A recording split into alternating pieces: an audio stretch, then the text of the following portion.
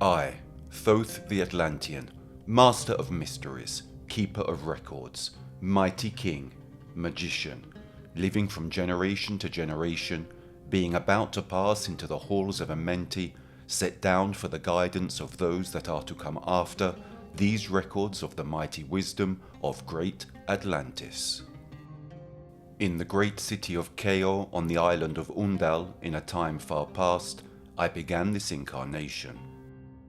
Not as the little men of the present age did the mighty ones of Atlantis live and die, but rather from aeon to aeon did they renew their life in the halls of Amenti, where the river of life flows eternally onward.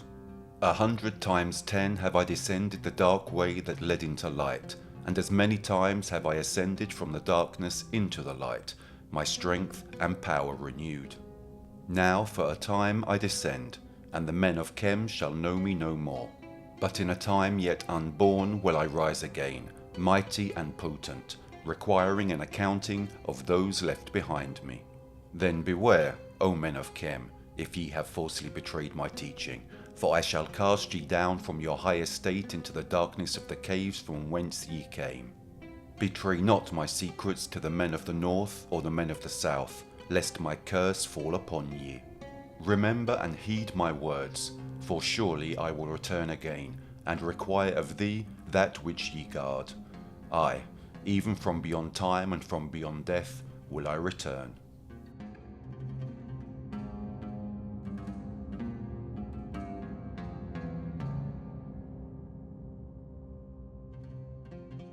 Seen through alien eyes, humans may appear to be controversial, incomprehensible, lacking long-term memory.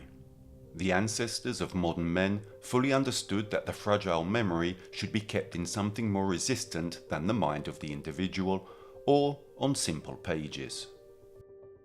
Immortality, reincarnation, infinity, concepts in stark contrast to the human dimension, were probably the thoughts that the ancient Egyptians addressed to the immensity of the celestial vault, while gazing at it.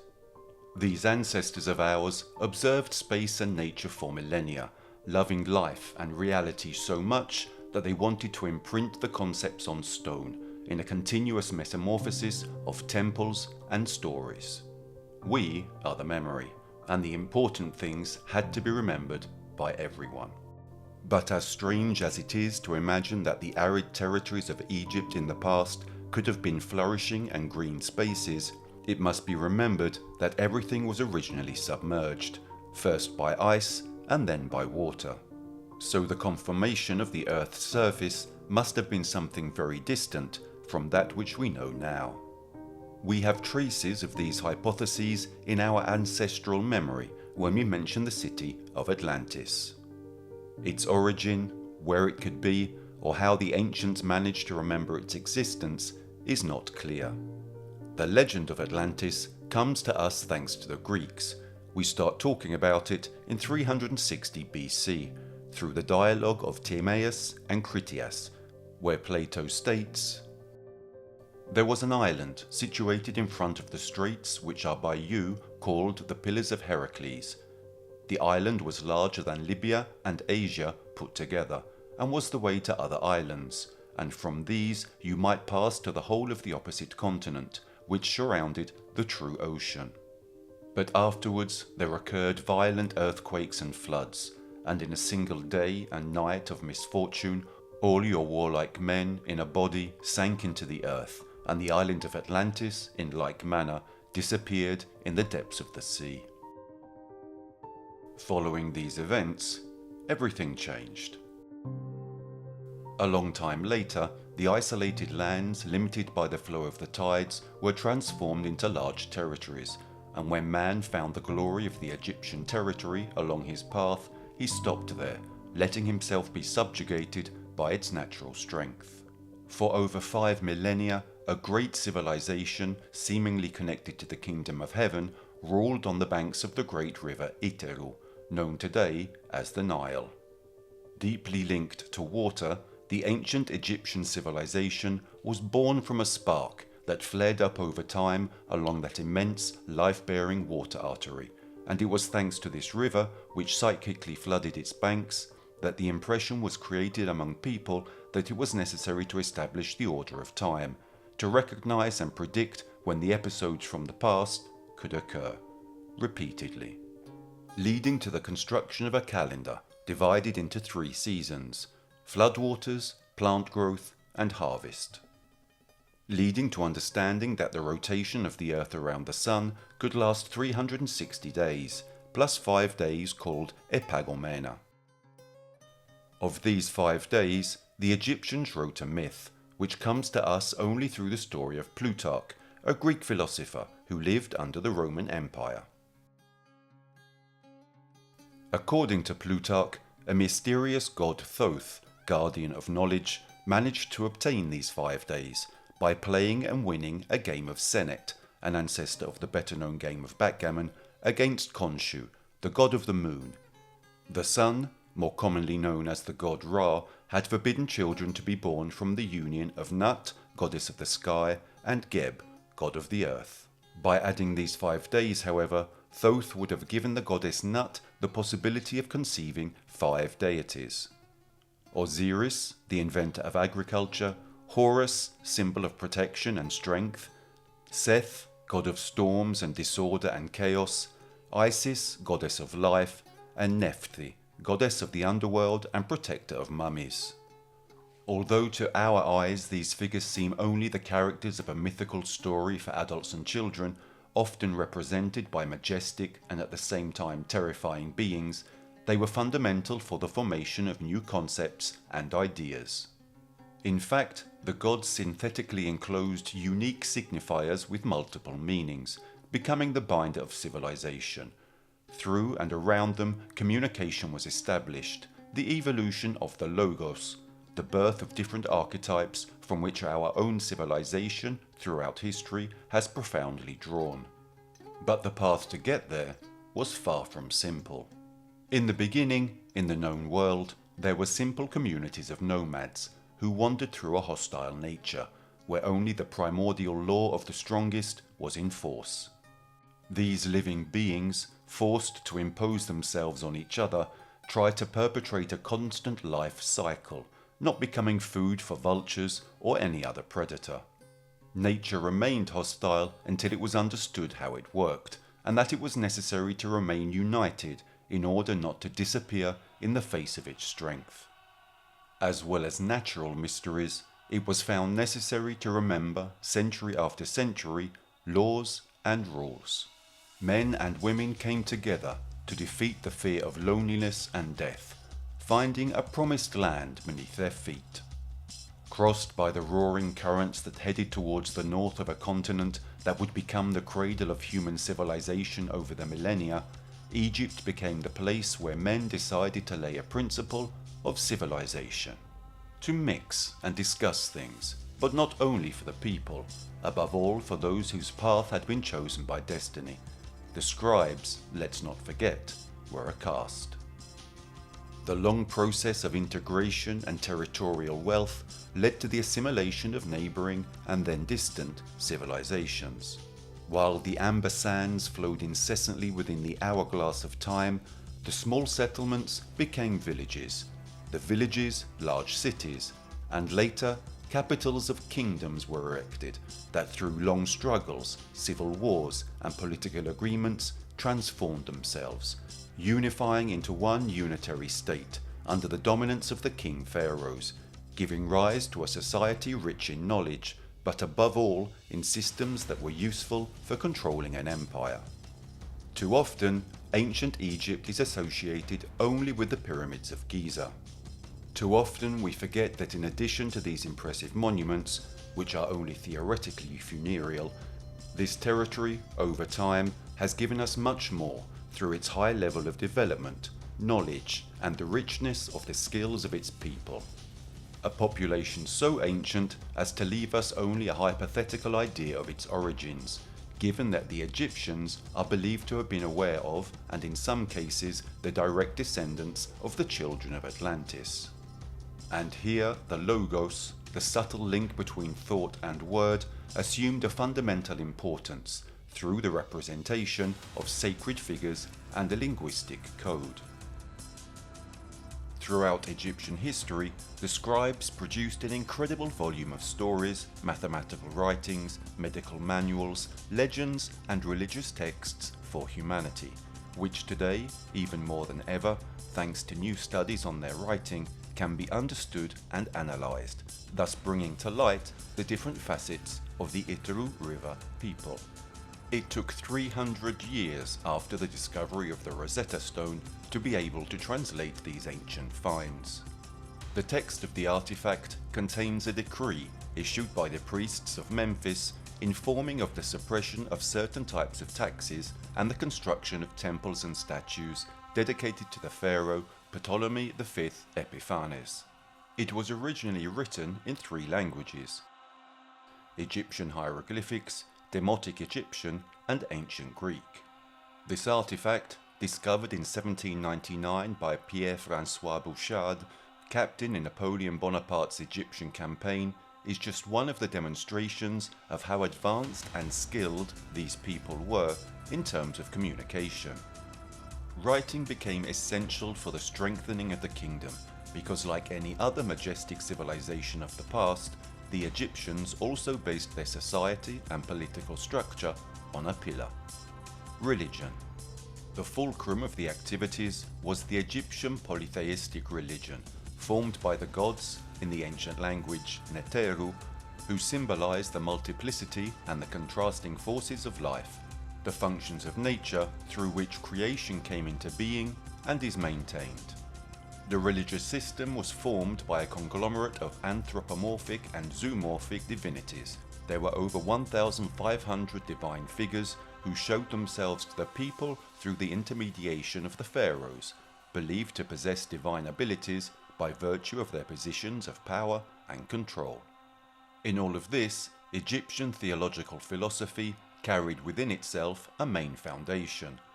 The gods had to be supported through rituals and offerings, so that they could maintain the Mat, or the order of the cosmos, and reject the Isfet, chaos, concepts that were also represented by respective divine figures.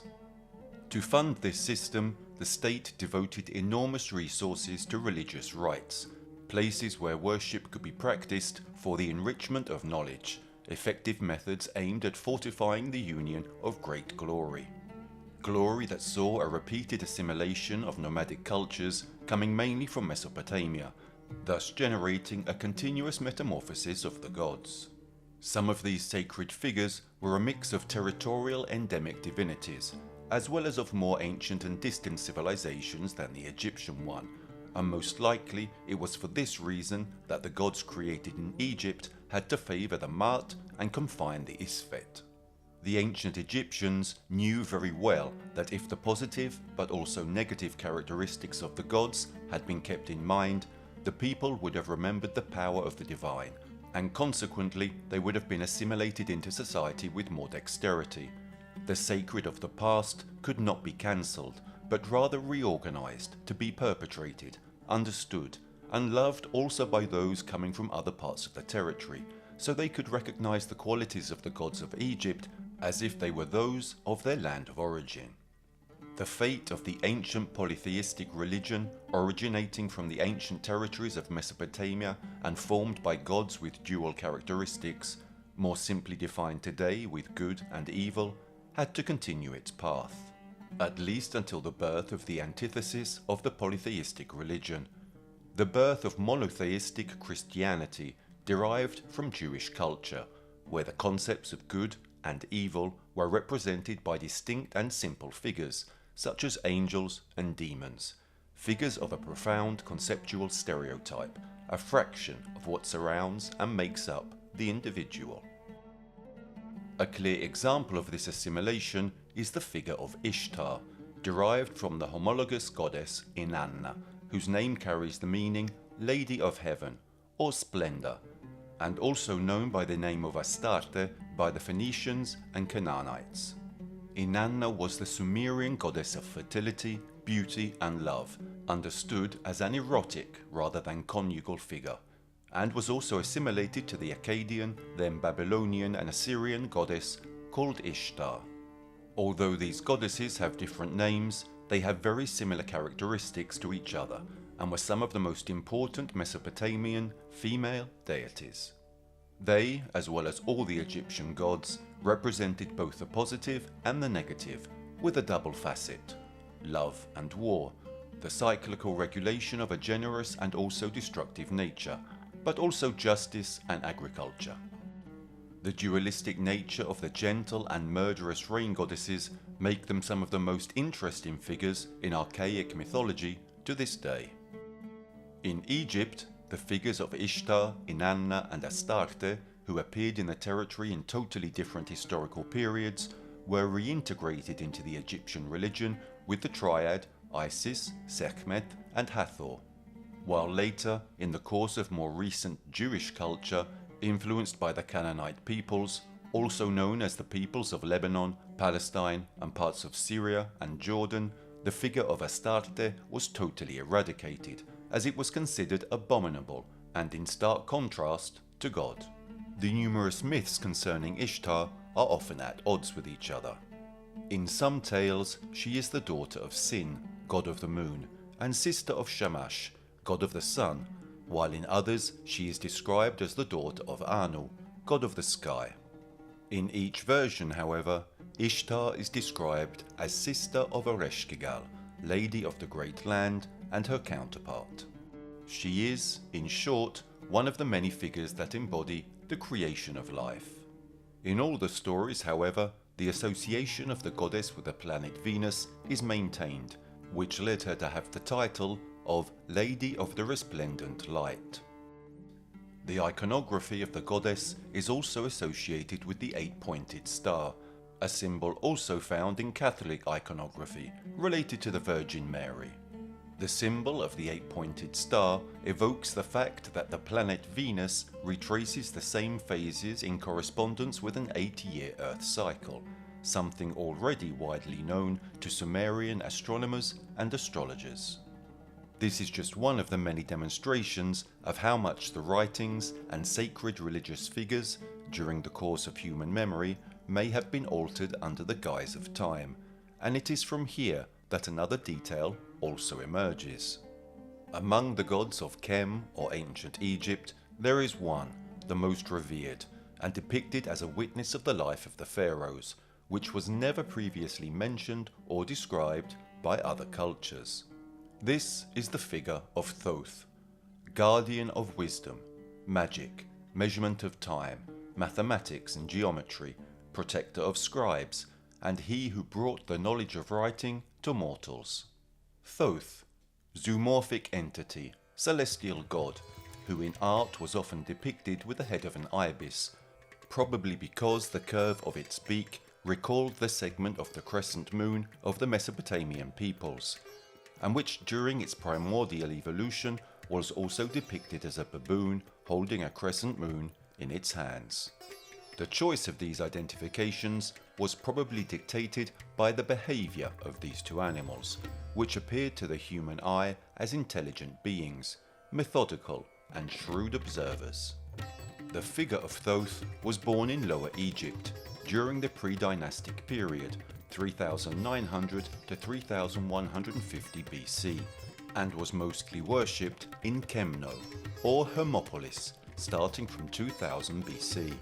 In Egyptian writing, the original name of the city of Hermopolis or Kemno means City of Eight, a number that nowadays is recognized as the number representing infinity, if placed horizontally or lying down.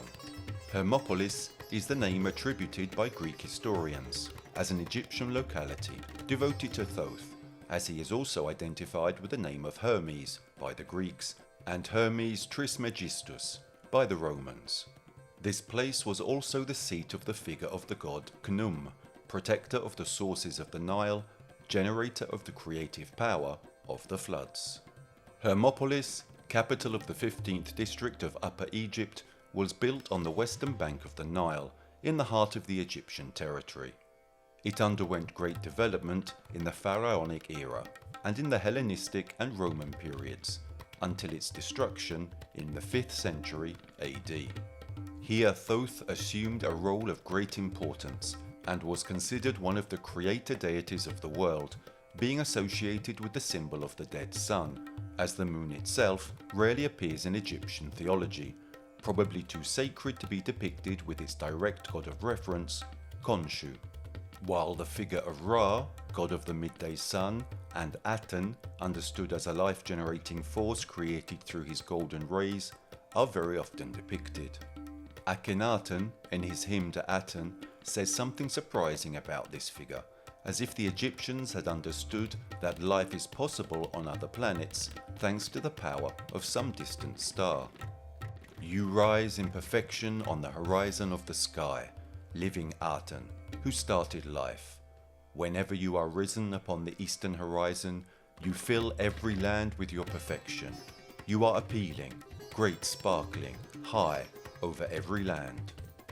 Hermopolis was connected to the ancient Egyptian myths of creation and the 8 deities of the Ogdoad, which are said to have existed even before the birth of the world. Seen today, they possessed quite alien characteristics, and had the task of personifying the primeval forces of chaos, called He, which possessed precise, equal and opposing forces, but which were harmoniously united. On this basis, the primitive divinities were thus formed by couples, where the male essence was opposed by the female one, called Paredra, and they were Nun and Nunet, the primordial waters, Kuk and Keket, darkness, Hu and Huhet, boundlessness and temporal infinity, Amon and Amonet, invisibility. These anthropomorphic deities, with the head of a frog for males and a snake for females, were the symbol of the waters from which they had emerged. Faced with this information, it is also possible that the animal linked to original Christian sin, the snake, is a figure derived precisely from Egyptian culture. A fundamental detail that then links the Christian religion and the ancient Israeli religion with the Egyptian one, and in the more specific case with Hermopolis, could be precisely the imaginary of the Garden of Eden. As if over time, the needs inherent in the monotheistic religion had led to a manipulation of the information belonging to the most ancient religions, in order to lose the origins of the place where they were conceived. One of the legends of the ancient city of Hermopolis narrates that the gods of Ogdoad, alongside the Nile, generated a primordial mud hill, called the Isle of Flames or Isle of Knives.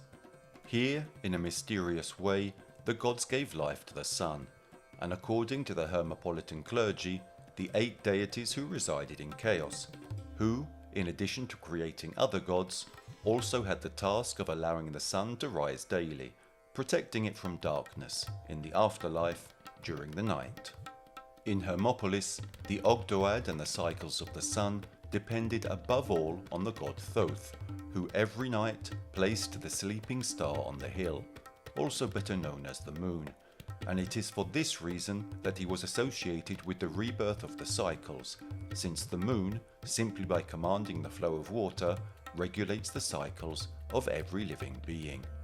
The Egyptians already knew this fact very well, and the moon was not seen just as a supplier of night light or the star capable of measuring time without the sun. Its phases were given significant importance in astrology and astronomy, mainly due to the fundamental role that agriculture played, until it became the cornerstone on which most of the rituals were founded. Thus, over time, Thoth became not only the spokesman of rebirth, but also of immortality, representing in detail a sort of pre-absolute, a 0 point from where everything began, a shape-shifting celestial being, able to reincarnate, travel through space, and defeat the power of time. But his mystery remains, and what we know is very little, since over the centuries, just as religion has undergone changes, even the legends attributed to gods contain information manipulated by the personal ideas of authors, or probably by groups of authors. There is also the key role of semantics. Words take on different meanings, more or less important, based on the language in which they are pronounced, and these meanings can be understood differently from person to person. In recent centuries, there have been several attempts to bring to light the truth about the history of God, to the point of attributing hidden esoteric powers to his figure and developing an infinite number of theories. The multitude of writings make us lose track of any plausible confirmation, to such an extent that determining what is true and what is not becomes very difficult.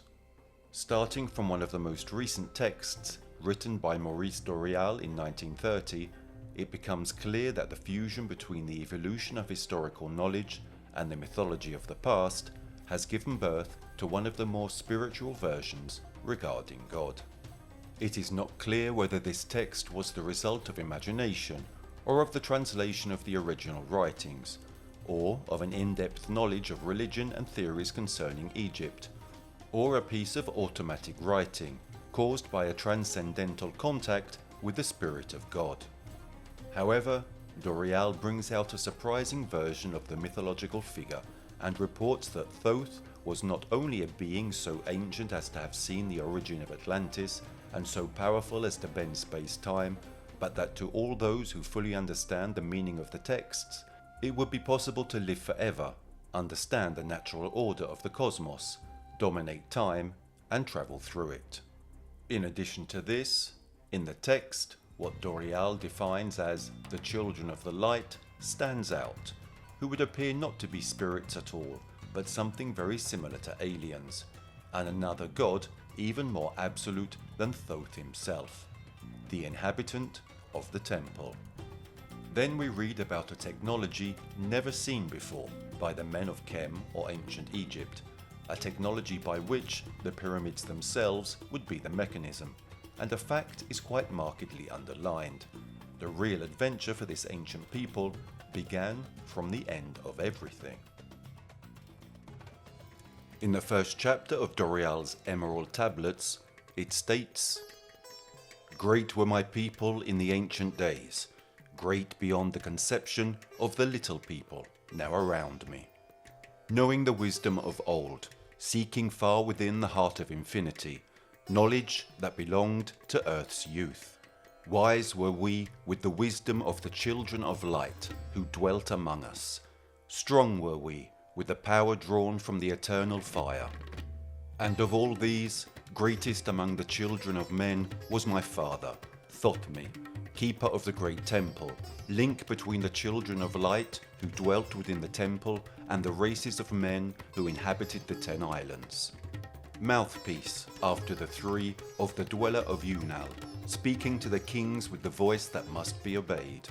Grew I there from a child into manhood, being taught by my father the elder mysteries, until in time there grew within the fire of wisdom, until it burst into a consuming flame. Naught desired I but the attainment of wisdom, until on a great day the command came from the dweller of the temple that I be brought before him. Few there were among the children of men who had looked upon that mighty face and lived, for not as the sons of men are the children of light when they are not incarnate in a physical body. Chosen was I from the sons of men, taught by the dweller so that his purposes might be fulfilled, purposes yet unborn in the womb of time. Long ages I dwelt in the temple, learning ever and yet ever more wisdom, until I, too, approached the light emitted from the great fire. Taught me he the path to Amenti, the underworld where the great king sits upon his throne of might. Deep I bowed in homage before the lords of life and the lords of death, receiving as my gift the key of life. Free was I of the halls of Amenti, bound not by death to the circle of life.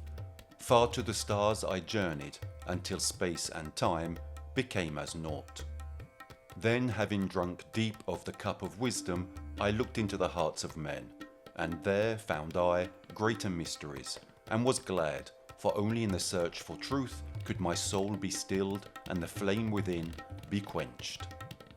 Down through the ages I lived, seeing those around me taste of the cup of death and return again in the light of life. Gradually, from the kingdoms of Atlantis, passed waves of consciousness that had been one with me, only to be replaced by spawn of a lower star. In obedience to the law, the word of the Master grew into flower. Downward into darkness turned the thoughts of the Atlanteans, until at last in his wrath arose from his Aguanthi, the dweller, speaking the word, calling the power. Deep in earth's heart, the sons of Amenti heard, and hearing, directed the changing of the flower of fire that burns eternally, changing and shifting, using the Logos, until that great fire changed its direction.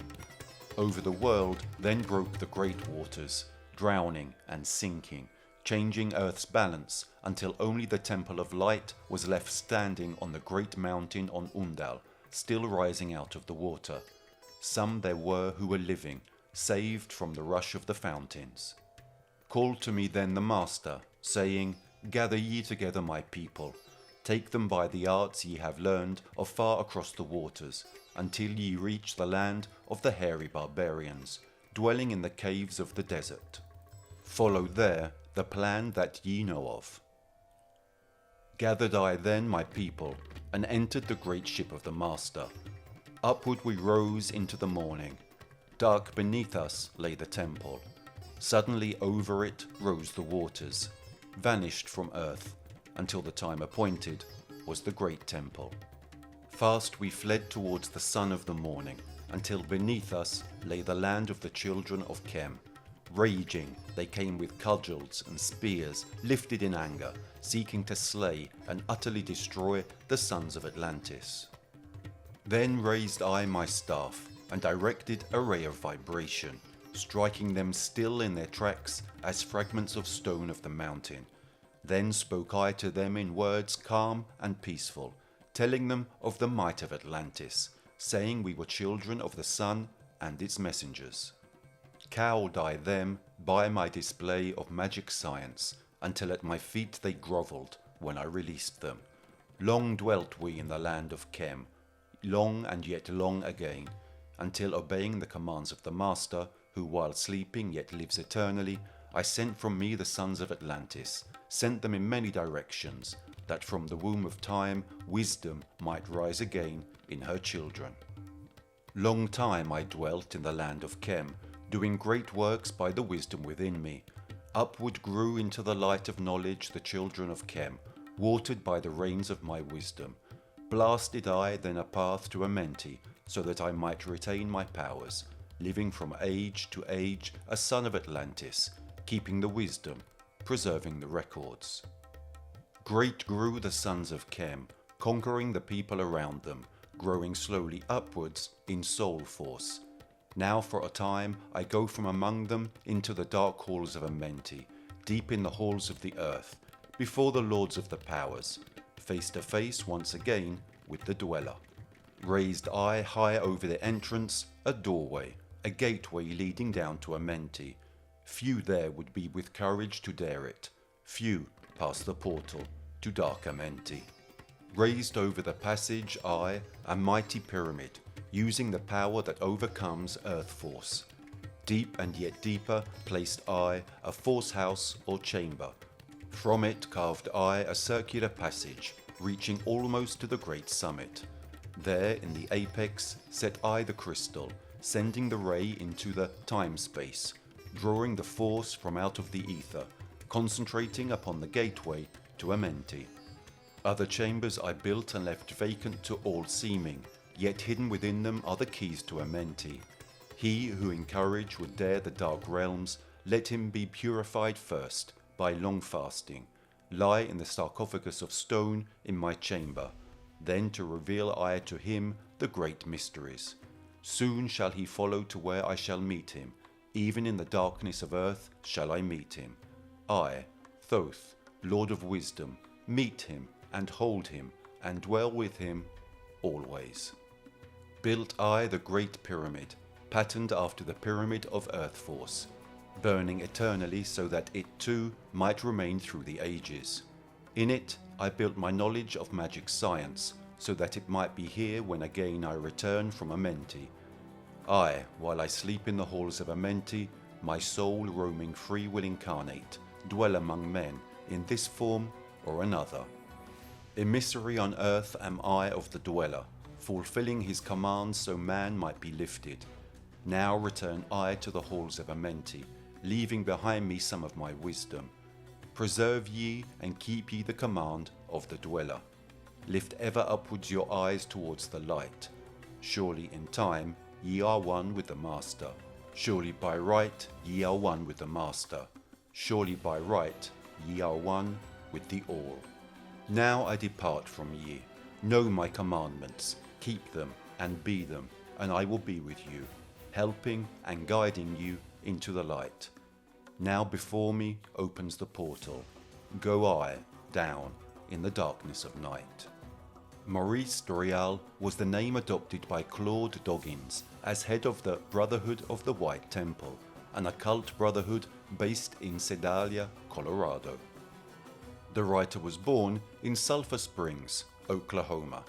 At a young age, he fell in love with Tarzan and soon broadened his interest in fantasy literature and science fiction in general. Since he was a child, his library counted thousands of titles on the subject, and subsequently his curiosity also extended towards the topics of occultism. He claimed to have spent 8 years in Tibet immediately after serving his country in World War I, and also claimed to have visited the occult center of Mount Shasta in Northern California. Doreal founded the Brotherhood of the White Temple in 1930 and devoted much of his life to compiling lessons for the Brotherhood and a series of pamphlets called the Little Temple Library, which ranged across a variety of topics related to the occult, Atlantis and UFOs. His knowledge came, according to what he claimed, from his contacts with the Great White Lodge of Masters, a Masonic lodge of which little information is available, and this lodge was formed by those who, beyond earthly experience, seek to guide humanity in evolution.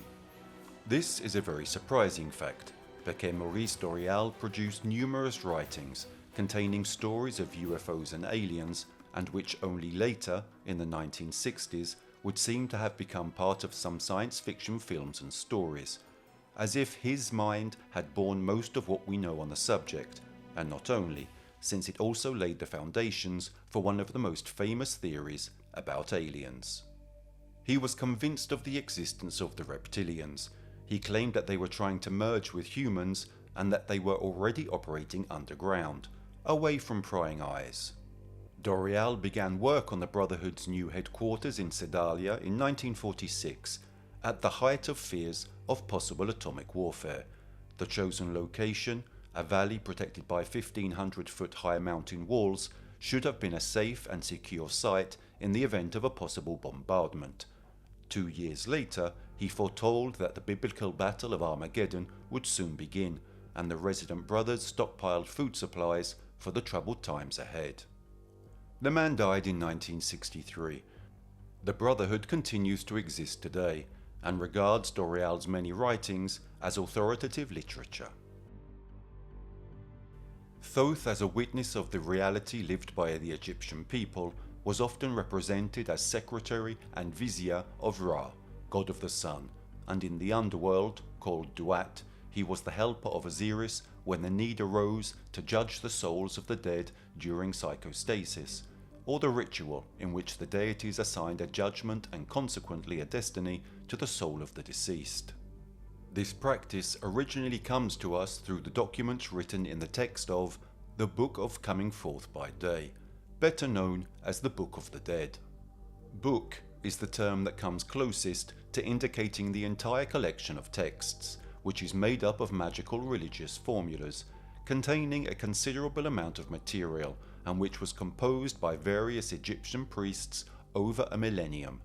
In a 2008 edition, the text that has come down to us reaches 700 pages.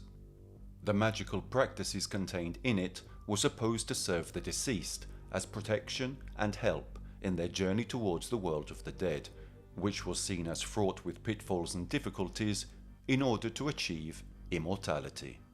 The hieroglyphic representation of the Duat, a star often inscribed in a circle, leads us to hypothesize that at first the underworld was considered positioned in the sky, and only with the codification of the myth of Osiris, called Lord of the Duat, the underworld became a place on earth. The Egyptians believed that the soul was made up of several parts, including the Ka, which remained with the deceased after death, and the Ba, which could have access to the Duat. The Ba is depicted as a blue human head, or as a bird, the black stork, with a human face. His purpose was to allow the deceased to move anywhere and to assume any form they desired.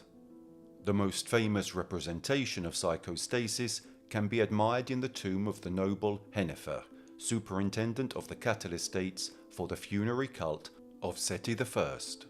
In the upper part of the works present on the walls of the tomb, the deceased Hennefer beseeches 42 of the judges, 7 of whom bear the Ankh, the symbol of life.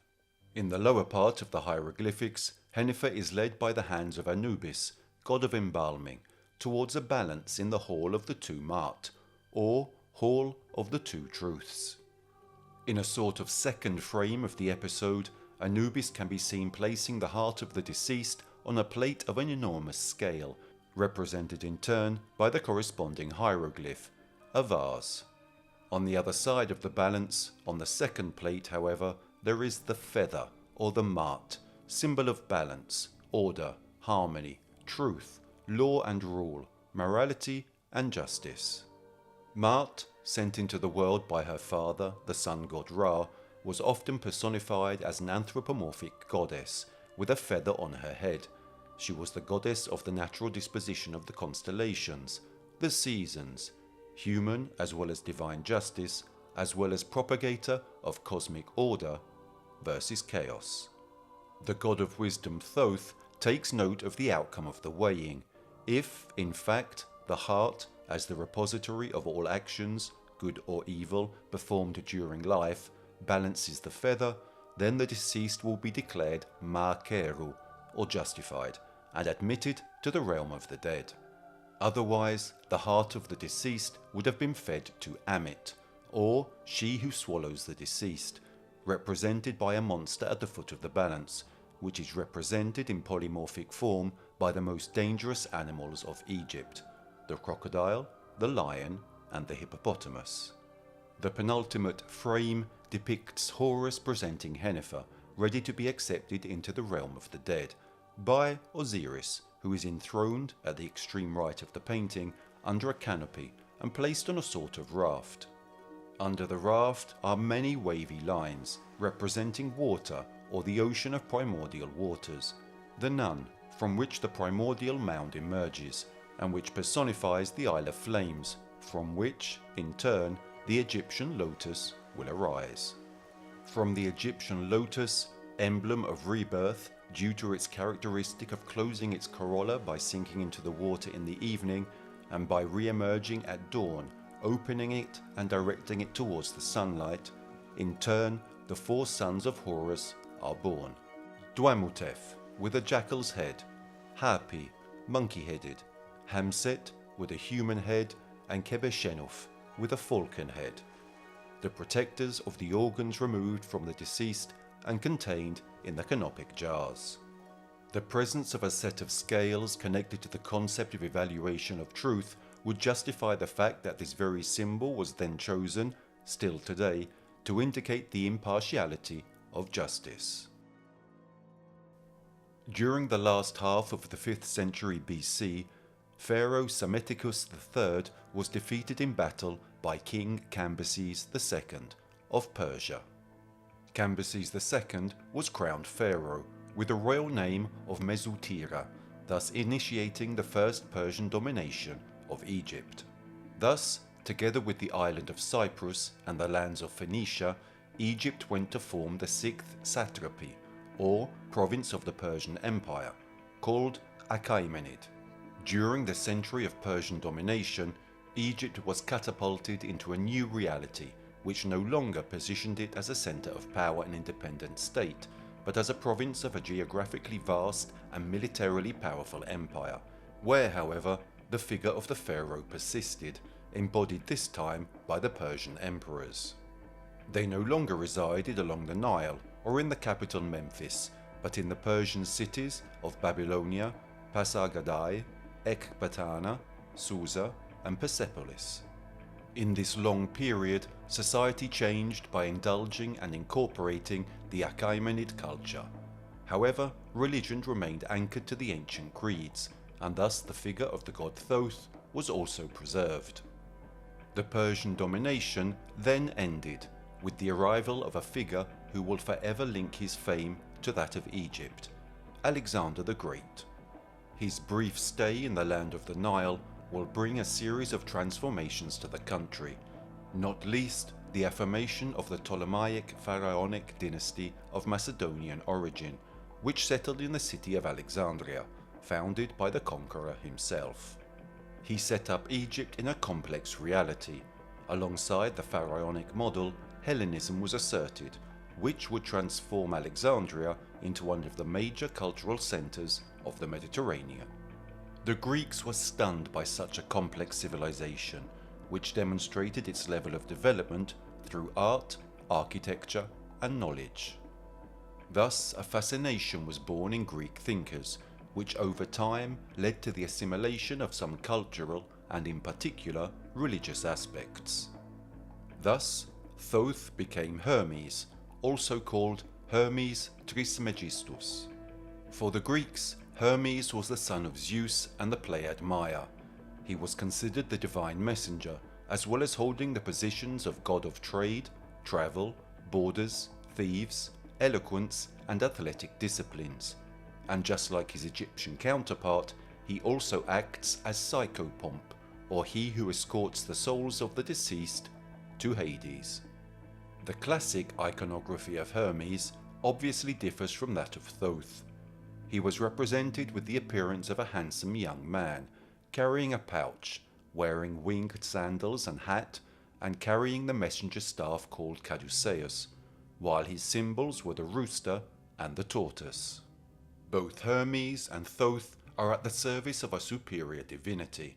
Hermes is the messenger of Zeus. Thoth is the scribe of Ra and Osiris. Hermes is god of speech, and Thoth is god of speech. Both are psychopomps, companions of the souls of the deceased to the underworld, the gods of writing and magic. Following such a process of assimilation between Greek and Egyptian divinities, which took place in the syncretistic atmosphere of the Roman Empire, Hermes Trismegistus became the god who revealed the truth and mediated between men and the gods. Hermes Trismegistus literally means Hermes the 3 times great, probably due to the Egyptian custom of iterating the adjective great before the name of the deities. Hermes was therefore precisely referred to as Trismegistus, the 3 times great. A set of initiatory and philosophical writings were attributed to Hermes Trismegistus, collected later also in the Byzantine era in the Corpus Hermeticum, part of which were also found among the codes of Nag Hammadi, named after the city in which they were found. The writings contained in the codes are mostly Christian Gnostic writings, but they also include 3 works belonging to the Corpus Hermeticum and a passage from Plato's Republic. Scholars believe that these codes belonged to the library of the Cenobite monastery, and that the monks had temporarily hidden them to save them from destruction, after, in 367, Bishop Athanasius of Alexandria had sent a letter to all the churches of Egypt with the order to consider only the 27 books of the New Testament as canonical, while all the others were forbidden because they were heretical. Collectively, Hermetic literature is a category of papyri containing spells and initiation procedures. In the dialogue of Asclepius, which is part of the Corpus Hermeticum, the art of telestike is described, that is, recalling or imprisoning angels or demons inside statues with the help of herbs, gems, and perfumes. The methods for making these figures speak and prophesize are also described. In other papyri, there are formulas for constructing artifacts and animating them. Furthermore, Hermetic texts are usually divided into 2 categories: philosophical and technical. The text of the Corpus Hermeticum ends with the Lament of Asclepius, which denounces the abandonment of the Egyptian religion, because its spiritual meaning has been lost, and reads as follows. Do you not know, Asclepius, that Egypt is an image of heaven, or, to speak more exactly, in Egypt all the operations of the powers which rule and work in heaven have been transferred to earth below? Nay, it should rather be said that the whole cosmos dwells in this our land as in its sanctuary. And yet, since it is fitting that wise men should have knowledge of all events before they come to pass, you must not be left in ignorance of this. There will come a time when it will be seen that in vain have the Egyptians honoured the deity with heartfelt piety and assiduous service, and all our holy worship will be found bootless and ineffectual. For the gods will return from earth to heaven. Egypt will be forsaken, and the land which was once the home of religion will be left desolate, bereft of the presence of its deities. O Egypt, Egypt, of thy religion nothing will remain but an empty tale, which thine own children in time to come will not believe. Nothing will be left but graven words, and only the stones will tell of thy piety. And in that day men will be weary of life, and they will cease to think the universe worthy of reverent wonder and of worship. And so religion, the greatest of all blessings, for there is nothing, nor has been, nor shall ever be, that can be deemed a greater boon, will be threatened with destruction. Men will think it a burden, and will come to scorn it. They will no longer love this world around us, this incomparable work of God, this glorious structure which He has built, this sum of good made up of things of many diverse forms, this instrument whereby the will of God operates in that which He has made, ungrudgingly favouring man's welfare, this combination and accumulation of all the manifold things that can call forth the veneration, praise, and love of the beholder. Darkness will be preferred to light, and death will be thought more profitable than life.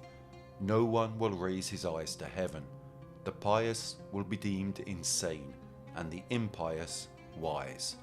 The madman will be thought a brave man, and the wicked will be esteemed as good. As to the soul, and the belief that it is immortal by nature, or may hope to attain to immortality, as I have taught you, all this they will mock at, and will even persuade themselves that it is false.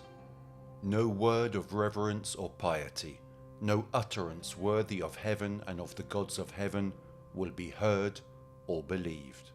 And so the gods will depart from mankind, a grievous thing, and only evil angels will remain, who will mingle with men and drive the poor wretches by main force into all manner of reckless crime, into wars and robberies and frauds and all things hostile to the nature of the soul. Then will the earth no longer stand unshaken, and the sea will bear no ships.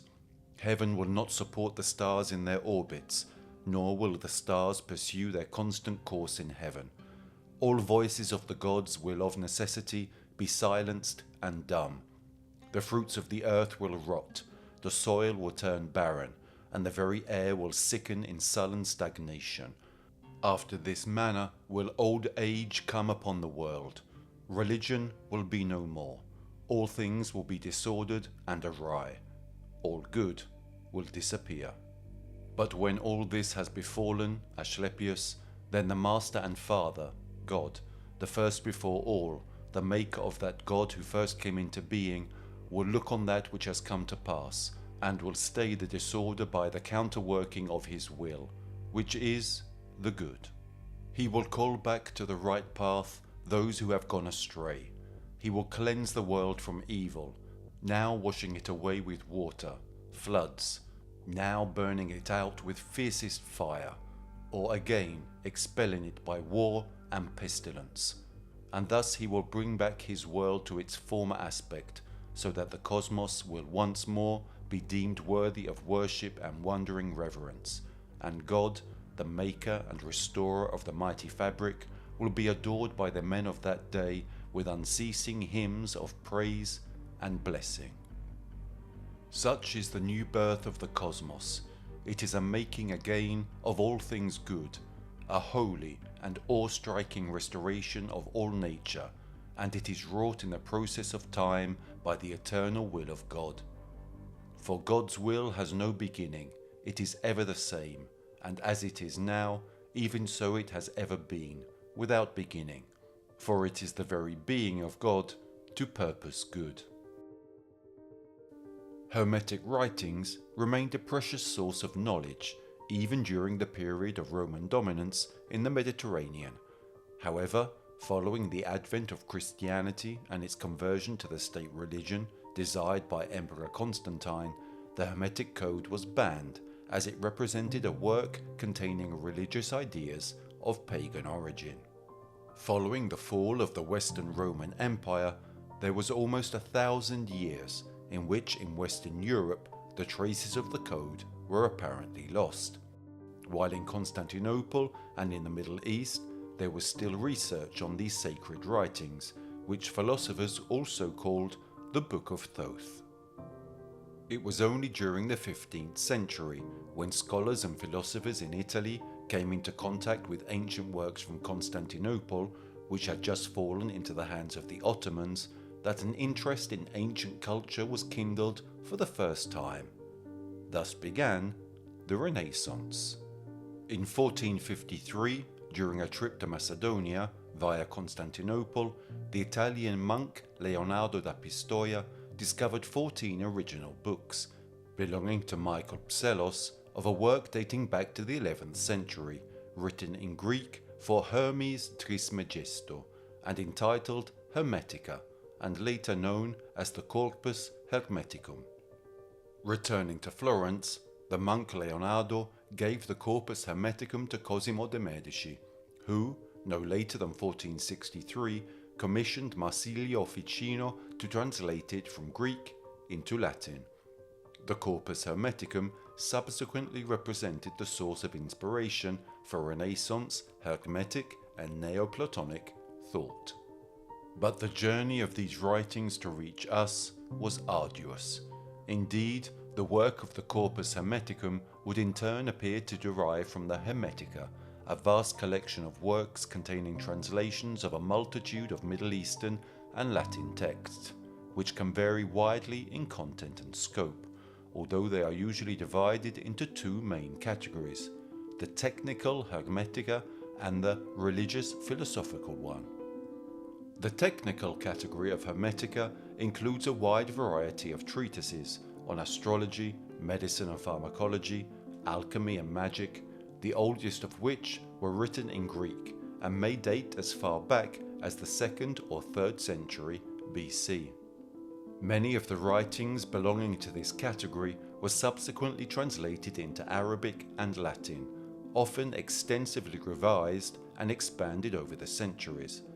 Others were originally written in Arabic, and in some cases the first original copy has been lost. The writings were also widely copied during the Middle Ages. Of these writings of the Hermetica, the Emerald Tablets is the best known. The text that became popular among 19th and 20th century occultists and esoterics gave rise to the expression, "as above, so below." Here too, the author is identified as Hermes Trismegistus, and like most of the other works attributed to him, it is very difficult to date precisely. The earliest known source of the Emerald Tablets text is the Secret of Creation and the Art of Nature, also known as the Book of Causes, an encyclopedic work on natural philosophy falsely attributed to Apollonius of Tyana. This book was compiled in Arabic in the late 8th or earliest 9th century, but was most likely based on much older Greek and/or Syriac sources. The Emerald Tablets was also translated into Latin in the 12th century by Ugo di Sant'Alla as part of his translation of the Book of Causes, and again retranslated into Latin and inserted into the 13th century translation of the Secretum Secretorum, also deriving from an ancient Arab work. However, the Latin translation of the Emerald Tablets, which formed the main basis for all subsequent versions, was originally part of an anonymous collection of alchemical commentaries, which was also called Liber Hermetis de Alchimia. In the narrative frame of the Book of Causes, Balinus, or Apollonius of Tyana, tells his readers that he discovered the text in a vault under a statue of Hermes in Tyana, and that, inside the vault, he found an old corpse placed on a golden throne, holding the emerald tablets in its hands. Part of the text of the Book of Causes, translated from Arabic, states, "Undoubtedly true, the top is from below, and the bottom is from above. He worked miracles from one, as all things were from one arrangement, one by one. His father is the sun, his mother is the moon. The wind carried him in her womb, the earth nourished him. Abu Talisman, treasurer of wonders, full of powers. Fire has become earth. It separates earth from up and down. As he has the light of lights, so darkness escapes him. Power of powers. He goes beyond all that is kind. He enters all that is coarse. On the formation of the larger world, the work was formed. This is my honor, and for this reason I have called Hermes the Triangle of Wisdom." The Emerald Tablets, translated into Latin by Ugo Santalla, states, "It is true without falsehood, certain and very true, that what is below is like what is above, and what is above is like what is below, to perform the miracle of the unique thing. And as all things are and come from one, through the mediation of one, so all things are born from this one thing by adaptation. The sun is his father, the moon is his mother, the wind carried him in her womb, the earth is his nurse. The father of all, the end of all the world is here. His strength or power is whole if it is converted into earth. You will separate the earth from the fire, the thin from the thick, gently and with great ingenuity. It ascends from earth to heaven, and again descends to earth and receives the force of superior and inferior things. By this means you will have the glory of the whole world, and by this means darkness will flee from you. This is the strong fortress of all strength, for it will overcome every subtle thing and penetrate every solid thing. Thus the world was created. Out of this will come wonderful adaptations, the method of which is here. It is therefore that I have been called Hermes Trismegistus, having the three parts of the philosophy of the whole world. Complete is what I said of the operation of the sun." In the centuries to come, however, generated by the knowledge of the Hermetic Code, the legend was created in esoteric circles concerning a series of much older books, which would preserve within their pages the entire knowledge of the world. They would have been written by the god Thoth himself. The Book of Thoth, 42 volumes that would have been written and left on earth by the Egyptian god, and in which the mysteries of the heavens, predictions of events, would be found. These prophetic books are allegedly hidden in secret Egyptian libraries, and are now missing. The Egyptians kept many texts on a wide range of subjects in the houses of life, the libraries contained within the temple complexes. Since Thoth was a god of knowledge, many of these texts were believed to be his work. A famous Egyptian historian even claimed that Thoth wrote about 36,525 books during his lifetime. The father of the church, Clement of Alexandria, part of the homonymous group of ancient Christian theologians and writers who laid the intellectual and doctrinal foundations of Christianity from the 1st to the 8th century AD, in the 6th book of his work Stromata, mentions these 42 books, used by custodians of Egyptian temples, and which according to him would contain the entire Egyptian philosophy. All these books, according to Clement, were written by Hermes. However, looking at the translation from the Egyptian language and concepts up to Greek language and concepts, it would seem that part of the Egyptian authenticity was lost. The imagery of the mythical Book of Thoth is also part of an ancient Egyptian tale from the Ptolemaic period, known as Setne Kamwas and Nanifakapta, or Setne I. The book, written by Thoth, would contain 2 spells, one of which allows the reader to understand the language of animals, and one which allows the reader to perceive the gods themselves. According to the story, the book was originally hidden at the bottom of the Nile, near Koptos, where it was found locked inside a series of boxes guarded by snakes. The Egyptian prince Neferkapta fought the snakes and recovered the book, but as a punishment for stealing it, the gods killed his wife Arwere and son Merab.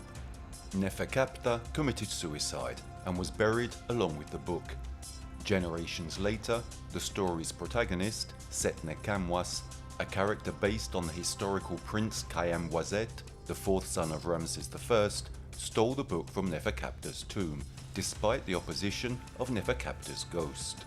Setne then meets a beautiful woman who seduces him into killing his own children and humiliating himself before the pharaoh. The prince later discovers that this episode was an illusion created by the spirit Neferkapta, and fearing further retaliation, returned the book to the grave. At the request of the wandering spirit, Setne also found the bodies of Neferkapta's wife and son, and burying them together with the body of the late prince, he sealed the tomb forever. This ancient story would reflect the Egyptian belief that the knowledge of the gods is not intended for human beings. The mysteries are immense like the secrets of heaven, and only time can remain their guardian. However, these ancient ancestors of ours probably knew much more than we can only imagine today. An example are the pyramids of Giza, the effective demonstration that these ancestors already knew pi, a fact also ascertained through the mathematical writing of the Rind papyrus around 1700 BC. Or the Dendera lamps, bas-reliefs that were partially lost in the 70s and on which strange devices resembling ancient incandescent lamps or very powerful weapons were depicted. They were probably also connected to an artifact from another area, also stolen in 2003 during the invasion of Iraq. The Baghdad battery from Persia, dated 247 BC to 224 AD. An ancient vase in which a rudimentary battery was placed and sealed with what we nowadays call asphalt, a compound of bitumen and sand. Batteries that once, why not, could have very well been exploited, as well as for the study of the transmutation of base metals, that is, low cost, such as lead, into gold, but also as generators of low voltage electricity for the extraction of oxygen and hydrogen from water, that is, the process that since the 1800s we have called electrolysis.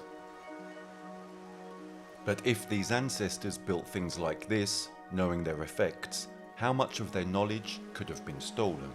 After all, religion is only one of the many nuances from which we have most likely drawn knowledge, and only a tiny fragment of the knowledge that the Netjer possessed. Alien gods.